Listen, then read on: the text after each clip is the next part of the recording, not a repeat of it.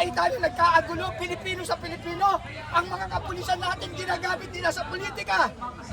Ilan ang nakapull out dito na pulis? 6,000! Isipin nyo kung magkano kalaking pondo yan, pagkakainin maghapon.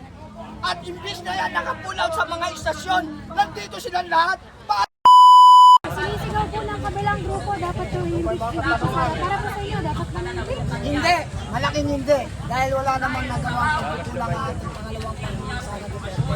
Gusto nilang ma-impeach dahil sila yung mga komunista.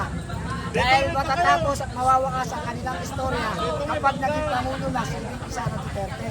Yan ang kinatatakutan nila, kaya sila sumisigaw ng impeachment for VP Sara Duterte. At sila yung mga bayad, hindi sila credible. Sumisigaw sila dyan, may presyo. Habang kami sumisigaw na ikipaglaban ng walang bayad para sa bayan at mamayan. Dahil mahal namin ang Pilipinas at mahal din namin ang pangalawang Pangulo na tumutupad sa kanyang mandato bilang pangalawang Pangulo ng bansang Pilipinas. Kung tutusin na ang VP Sara Duterte ang gumaganap bilang isang Pangulo sa kasalukuyang panahon. Ano pong panawagan niyo sa mga kapwa natin Pilipino? Ang panawagan ko sa mga kapwa ko Pilipino, gumising na kayo sa isang katotohanan na lugod na po ang bansang Pilipinas. Ito po ay hindi na usapin ng politika. Ito po ay usapin na ng bayan at mamamayan. Ang next generation, kalunos-lunos na ang hantungan ng ating mga pangalawang lahi. Dahil tayo ay nalupok na sa kumuloy ng kahirapan. Kaya panawagan ko sa mga mamamayang Pilipino, hindi namin kayo tinatawagan para manggulo. Tinatawagan namin kayo para magising ang inyong kamalayan na sobra-sobra na ang kahirapan ng bansang Pilipinas dahil wala na pong magandang panunungkulan ang ating gobyerno. Unang-una, bakit inuuna ang impeachment? Marami pong problema ang bansang Pilipinas. Ang pagbabayad natin ng kuryente napakataas na po. Inaabuso na tayo ng mga oligarkong negosyante. Kaya dapat kayong mga mamamayang Pilipino na apektado ng sobrang kahirapan ay sumama hindi sa kaguluhan, kundi sa isang kapayapaan. Bakit ba kami nandito? Hindi kami nanggugulo. Kami ay nananawagan na ayon sa aming mga karanasan, ayon sa sentimento ng ating mga buhay. Maging bahagi sana kayo ng pagbabago. Dahil hindi tayo magtatagumpay kung hindi tayo magkakaisa. Pagkakaisa sa kapayapaan, hindi sa kaguluhan. Hindi po kami nanggugulo, kaya kami nandito para lang gisingin ang mga super buwaboy na kurakot ng mga politiko. Bakit buwaboy? Buwaya sa kapal ng balat, baboy kung lumaro ng pondo ng bayan. Kawawa na po ang bansang Pilipinas. Iyang-iya na po tayo sa mga karatig bansa natin. Ang buong Asian country, dati tayo pangalawa. Ngayon, nasa ilan na tayo, kulilat na. At tayo ay naparatangan na ng mga magnanakaw ang ating mga politician. Nakakalungkot isipin na ang sinikap na kapayapaan at pagbabago ni former President Rodrigo Roa Duterte ay nasayang at nabaliwala sa panahon na ito ngayon na inalagaan ng ating dating Pangulong Yes, President Rodrigo Roa Duterte. Ngayon nakita nyo nagkaagulo, Pilipino sa Pilipino. Ang mga kapulisan natin ginagamit nila sa politika. Ilan ang nakapull out dito na pulis? 6,000! Isipin nyo kung magkano kalaking pondo yan, pagkakainin maghapon. At imbis na yan nakapull out sa mga istasyon, nandito silang lahat. Paano kung may nagdakaw doon sa isang lugar? Kulang ang kapulisan, nandito silang lahat. Yan ba ay maganda? Hindi! Nasaan ang protect to serve? Kung ang mga pulis natin nandito nagbabantay sa amin. Hindi kami against na bantayan. Dahil tama lang yan. Pero halos lahat 6,000 ipupull out mo dito. Gaano kalaking bilang ng kapulisan yan na nakapull out dito? 6,000 yan, mga 7,000. Samantalang may mga nagaganap na mga sakuna. Doon dapat nakikita ang ating kapulisan sa humanitarian service, hindi sa ganitong bagay. Kaya panawagan ko sa gobyernong ito, is better to step down. Yan lang ang nakikita kong solusyon para magkaroon ng isang tunay na kapayapaan ng bansang Pilipinas. Ang ating mga kapulisan nadadamay na. Instead na nasa istasyon, nandito sila at nagbabantay sa amin. Sayang ang panahon. Maraming mga adik sa ibang lugar, nagkaagulo din, kulang sa pulis. Bakit nandito sila at nagbabantay?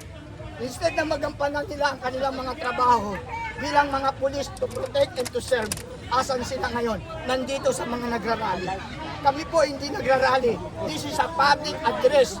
Nagkaroon po kami ng pagkakaisa na manawagan na itigil ang impeachment dahil wala namang mapapala ang mga mamamayang Pilipino sa impeachment na yan. Yan ay maliwanag na pamumulitika lamang. Kaya maawa naman kayo. Gobyernong Pilipinas, maawa kayo sa mamamayang Pilipino. Ikaw, Pangulong BBM, kung mahal mo ang Pilipinas at mahal mo ang mamamayang Pilipino, gayahin mo ang ginawa ng iyong ama. Iniwasan ng kaguluhan, tumakbo ng Hawaii. Ganun ang gawin mo. Tama! Tama! Salamat po. Isang sigaw ng bayan. Wait lang. Sigaw ng bayan daw. Yan na yun. Yan na yun. Anong gusto mong sigaw? Duterte. Duterte. Wait lang, kaninong... No to impeachment! Duterte! Duterte! Duterte! Mahalin natin ang Pilipinas. Oh, may mga susunod na magpa-interview. Anong gusto mo tayo? Dito tayo. Dating makabayan niya, ma'am. Dating Oh, sige, dito ka tayo. Sige tayo. Magtanong kayo kahit anong gusto niyo. Ang tanong ko na kayo bago ako magtatanong. Tanong lang po kayo.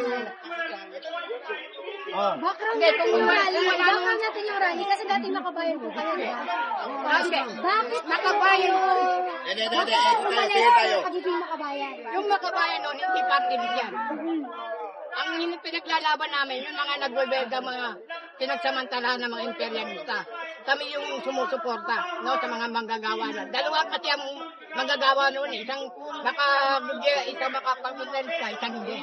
Kaya sa KMU ko noon. Walang ano walang ano. Mula nung nakanilang sila ko eh. Nasa third ako. Para lang manalo. Walang load. Tapos nakamatay ng Niloy. Ginawan din ako. Kasi humahangaw kay Niloy. Tinagkakaman ng mga services. Si Commander Dante, no? Ngunit nakita ko yung sistema. Akala ko talagang masamantala si Duterte. Hindi pala. Ginanap natin yung COVID, no? Ginanap natin yung COVID. Sarado ang kumersa. Kung siya'y materialismo, tandaan. Kung siya'y materialismo, pinabuksan ko yan. Pabubuksan ko yan para lang kumina si Duterte. Una-una, isusunod yung revolutionary government. Tapos hindi na isulong. Pag naisulong yung federalismo, yutan, nagiging dito by dito. Ang region by region. Yung mahirap na region ay tutulungan ng malaking region. Tapos, yung mamumuno, kahit yung palitan ko ni Kay Kurap. Ngunit hindi nangyari. Nakapangyarihan ka sila. Sinunubuan sila ni Duterte. Yun ang simula ng magkahanga ko sa kanya. Una, umupuyo ka yung mga party lang. Umupuyo ka yung mga napela, hindi na lahat nila. At umangan yung mga polis. Galing sila. Hindi, inaayunan sila.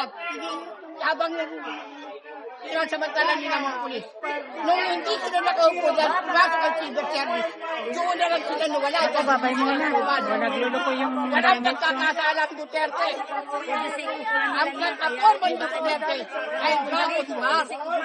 Nag-uutot yan sa mga polis. Pero hindi siya pumapatay. Yun ang tandaan.